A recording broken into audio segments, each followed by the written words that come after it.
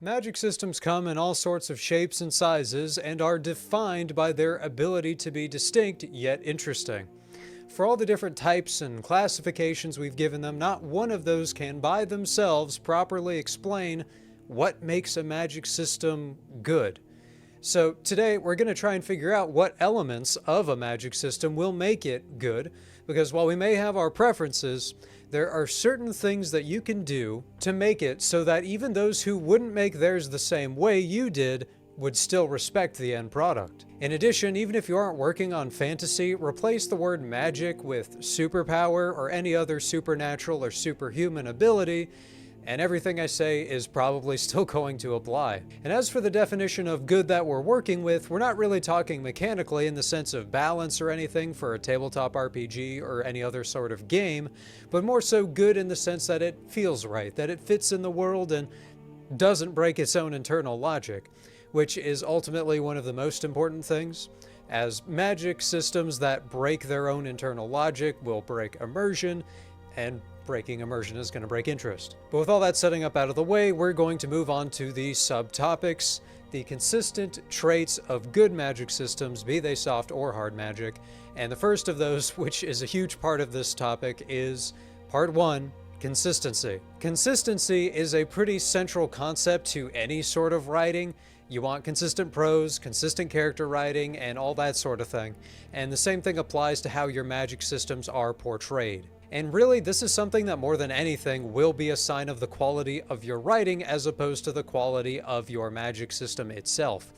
However, it is still crucial, obviously. Consistency is something that's going to come pretty naturally for harder magic systems, at least in theory. Now, for those who aren't versed, a hard magic system is going to tend to have more concrete, definable, repeatable rules for how the magic works. Thus, it isn't exactly surprising to say such a setup is going to lend to more consistency in its portrayal just inherently. However, they are not immune to inconsistency, and the primary way in which they can create that is by what I'd basically call bad power creep. Now, obviously, you can also break the consistency rules by just not adhering to the rules of your hard magic system and suddenly not applying those established tenets. But if I had to tell you not to do that, we might want to work on some other fundamentals first. Bad power creep, however, is something that happens and isn't that hard to do unintentionally. And that's because depending on how that specific hard magic system works, it can be really easy to, instead of breaking a rule, simply add a new thing to which the rules apply differently. But this is all very abstract, so let me give you a stupid example. Say we have a magic system in which it's established that eating certain kinds of pastries and baked goods induce certain magical abilities, and these abilities are consistently portrayed, the ways in which the pastries are made are well explained, and all that. Say most of them give sort of mild effects. A cinnamon roll might make someone stronger, a donut might make them a little more clever, something like that. If you then introduce the red velvet cake, which allows its consumer to become fully and permanently invincible, then you will have, to use video game terms, broken the meta. Unless for some reason it's very difficult to make red velvet cakes in that universe, not only will you have created an environment where it's the only desirable product to make, but you've also sort of broken the expectations of what these baked good magic items can do. And that's just because this is a different level of capability from the other established things. Without justification, this sort of example would feel inconsistent. Now, that isn't to say you can't introduce new concepts that function differently. You're not stuck with one concept the whole way through, but they should probably maintain the same general framework that everything else does. Say you tune back the invincibility to only last a very brief period, or to be less so invincibility and more so toughness, but you still want it to be a cut above everything else. Then you can perhaps establish such that anything classified as a cake is perhaps more magically potent, but maybe also harder to make in some way. If nothing else, as long as you justify it, you can get away with it, generally speaking. As for softer magic systems, the discussion on consistency gets less consistent. That's in part because soft magic systems are harder to pin down and can tend to be more varied, for lack of a better phrase. For that reason, there are two broad topics we can focus on: what can be done and who can do it. These are where you'll often find soft magic systems' limitations, and honoring those, since there are typically fewer of them, becomes more important. So as for what can be done, this is one of those things that the writer must have a concrete understanding of, even if the audience doesn't, and really they probably shouldn't. There are some things most people agree, in narrative, fantasy or not, are a bad idea, and one of those, for example, is the full-on resurrection of characters. Because as soon as you open that floodgate, it'll beg the question of why exactly anybody who's ever died hasn't been resurrected at some point. If you must have something like that, it then must at least be very, very limited and circumstantial, or it'll break your story. However, even on a less dramatic scale, it is important for magic to have limitations. They will, however, depend on how widespread magic is. If everyone and their mother has some form of magic, it'll demand a lot more limitations, as otherwise you'd essentially allow everyone to walk around with a WMD equivalent of power, and it's just hard to believe society wouldn't constantly be on fire in such a state, even if everybody was more durable or whatever. It doesn't mean that the wood they build houses out of would be. Anyway, the amount of power an individual magic user has should be inversely proportional to how common that level is. Maybe everyone has the ability to magically heal superficial cuts and bruises, but only masters can heal broken bones. That sort of thing. It's intuitive, and that's an important word for magic systems that we'll touch on later. As for who can do those things, that depends most importantly on if the protagonist themselves is magical, because that'll fully change the dynamic. The rules are always going to be a little different for a protagonist's powers and capabilities, even outside of speculative fiction. Protagonists that randomly pull out incredible skills in niche disciplines are going to break immersion if it wasn't established beforehand. If your average C-grade college student has an unexplained sudden perfect understanding of nuclear fission, it's going to be strange. So if your protagonist has magic or any other such notable capability, the audience should understand what they can and can't do, or at the very least the rough upper bounds of it, even if you don't want to be super explicit. Everything they do needs to be something the audience believes they can do, or at least doesn't disbelieve that they can do. For non-protagonist characters and villains, the rules are similar but adjusted. We don't need super concrete knowledge on their capabilities, but we should still have ballpark guesses. Take Gandalf, for example. To the dismay of the power scaling community, his powers aren't super laid out in the Lord of the Rings novels, so we never have an entirely clear view of what he can and cannot do. However, his relative distance from Frodo, Sam, and the general protagonistic core of the story means that he can get away with a little bit more, since he's not always around to bail them out of every possible situation. The same is true in the inverse for villains, where they can get away with the most, but, they still need to be managed carefully. Often we get little tastes of what they can do, the archetypical burning of the farm boy's home village and that sort of thing, but their full capabilities remain shrouded to keep up suspense. While I don't need to tell you that them casting an instant death ray to one-shot the protagonist with is a questionable narrative idea, I can tell you that showing them off as having something like that, and then suddenly upon fighting the protagonist they don't think to use it, is a problem. That's especially true if such a thing doesn't really fit with the existing magic. One of the best critiques of Harry Potter's magic is that we have that one super cool duel between Dumbledore and Voldemort, where they're throwing around all sorts of unconventional spells to try and beat each other. But then the final duel in the last book between Harry and Voldemort is just Red Death Beam versus Green Death Beam, which is one of the reasons why people say that there even being an instant kill spell was kind of a misstep. Generally, it's not too hard to keep magic consistent as long as you write carefully and avoid getting yourself into corners where you can end up feeling like you need to break its rules. Now, maintaining consistency is difficult, and not only with magic systems. Sometimes it's just going to be useful to put all your world-building information in a place you can store and easily view it. And we at JBat have that place in our very first sponsor for the channel, WorldAnvil. Writing is complicated. World building is complicated. Especially when you're working with sci-fi, fantasy, or other speculative fiction genres. Keeping track of all the relevant information, from characters to countries to magic systems, can be tricky, and it's very easy to get very disorganized. However, WorldAnvil might just be the solution to those problems. It's got a ready-made template and format for all your writing and world-building needs, making it easy to get all your information down and keep it in proper order. Need templates to keep track of character information? WorldAnvil's got it. Need an interactive map so you can develop the unique personality for each country, town, and village? WorldAnvil covers that. Need templates for magic systems? Once again, WorldAnvil has come prepared. Even Timelines feature is something WorldAnvil can help you organize, and let me tell you, the histories of fantasy worlds get very detailed very fast. And having a visual indicator to keep it all straight can be invaluable. All put together, it can really get you that wiki vibe where all your world building is part of a solid ecosystem, where you can jump from one topic to the next with ease and add it to any given subtopic as needed. So if WorldAnvil sounds like the answer to your writing and world building needs, check them out at worldanvil.com and use the coupon code JBAT for a 51% discount off any yearly membership. That's worldanvil.com, which will be linked in the description below.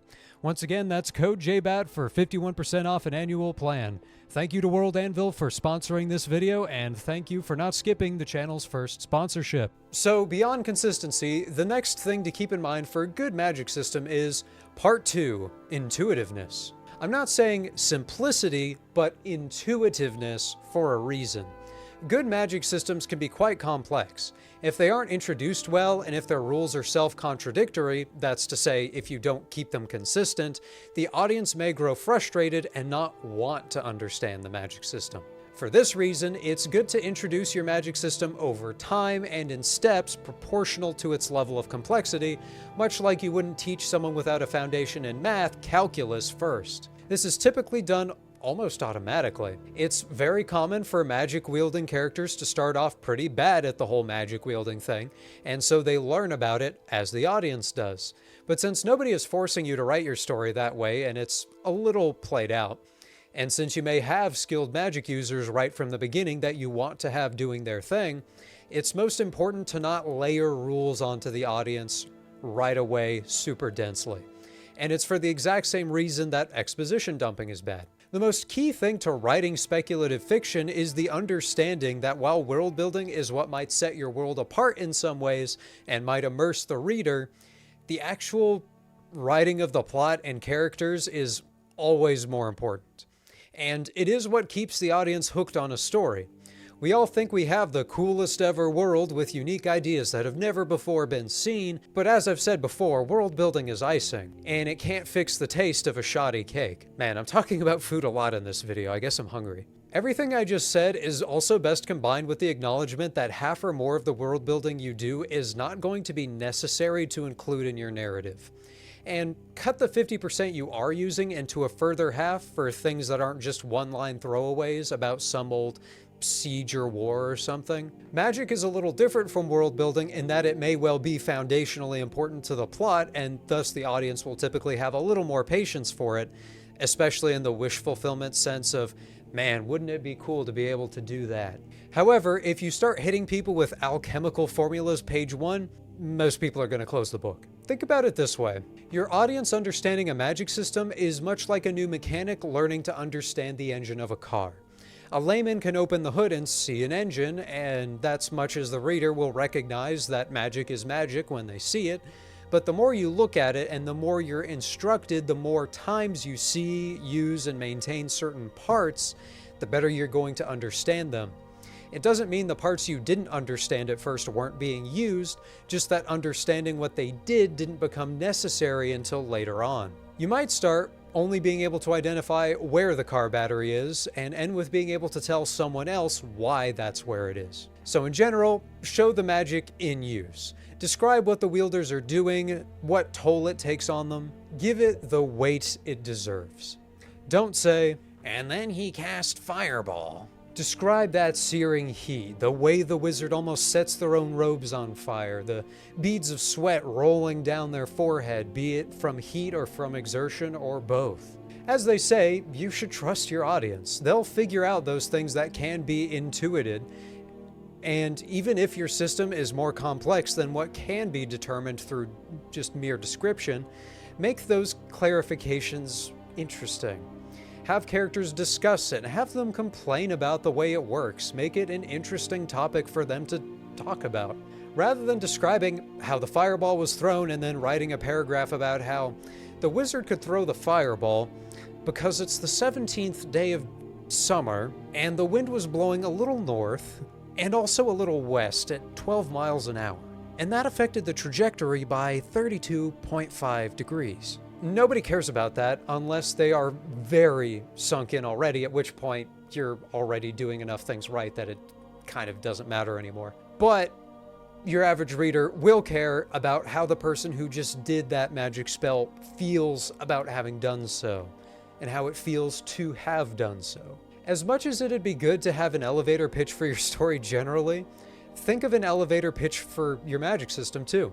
Take Warhammer Fantasies, for example, because I can't shut up about that setting. It's pretty simple, yet in depth. There are 8 elemental winds of magic, most people control just one, and weird and generally bad things happen when you mix them. Boom. Take its spacey sibling, 40k. Magic comes from the realm of pure evil and chaos, so while it's capable of a lot, it's incredibly dangerous to use. Easy. Once again, it's not about simplicity, but comprehensibility. If you can't narrow down the absolute need to know of your system down to like 1 sentence, maybe 2, then figure out why. But after that comes a fairly obvious part 3, identity. To say it simply, the best magic systems stand out as being their own thing. This will be a pretty short section because that's what it boils down to, but it's important to bear in mind. As I've talked about before back in the D&Dification of fantasy video, a lot of magic systems now seem to get agglomerated into the general D&D-esque milieu.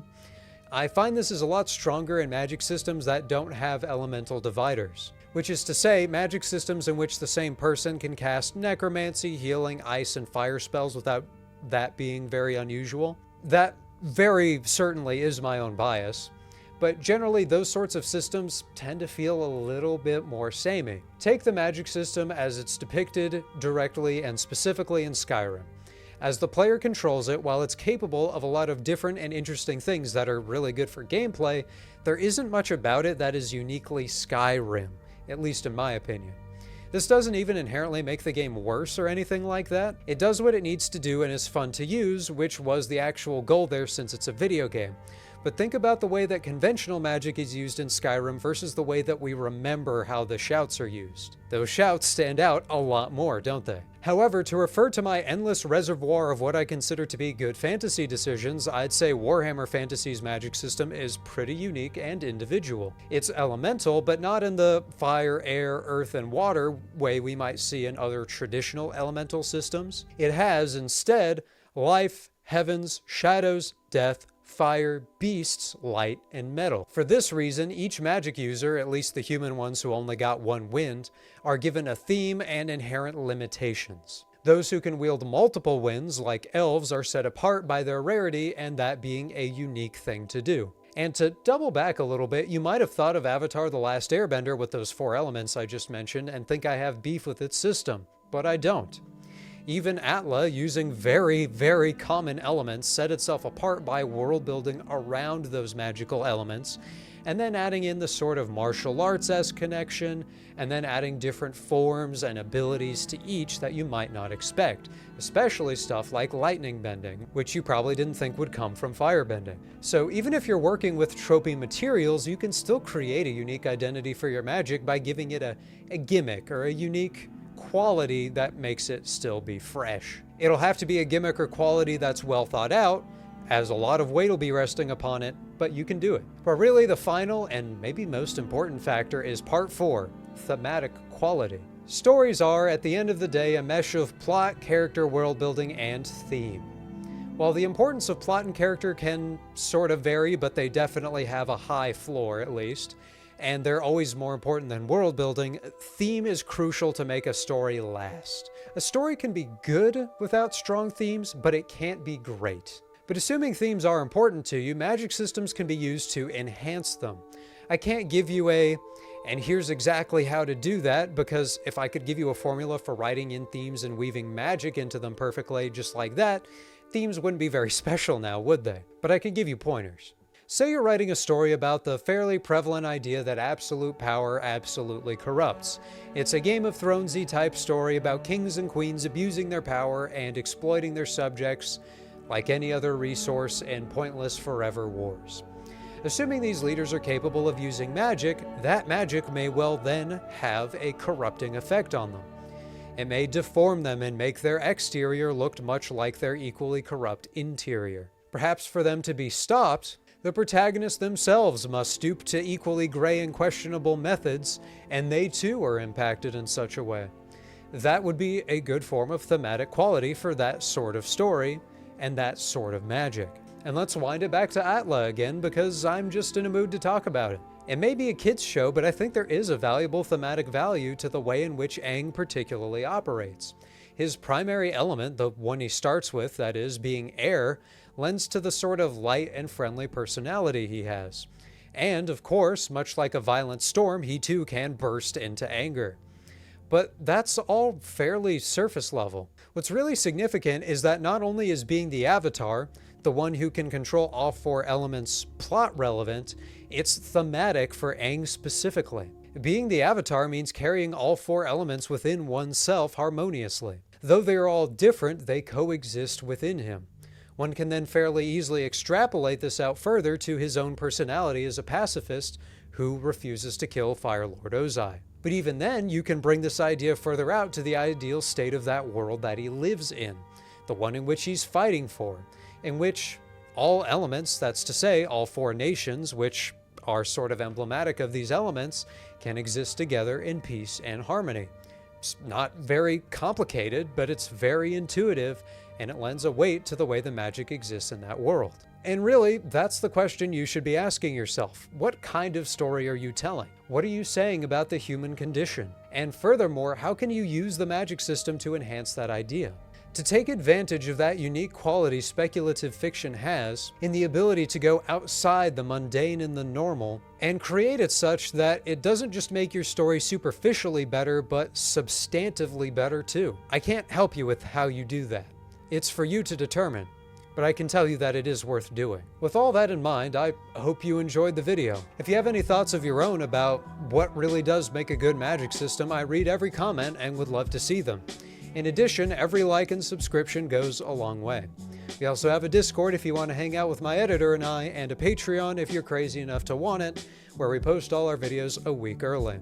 On that note, I'd like to thank our patrons: Shadowrunner, Sani, and Isaac Parrott, our Knights of the Inner Circle, Nico, our Knight, and Greer, our Loyal Squire. Anyway, I hope you enjoyed, and remember, if good world building is the icing, a good magic system is the cherry on top. It isn't what makes the dessert, but it'd be so much worse without it.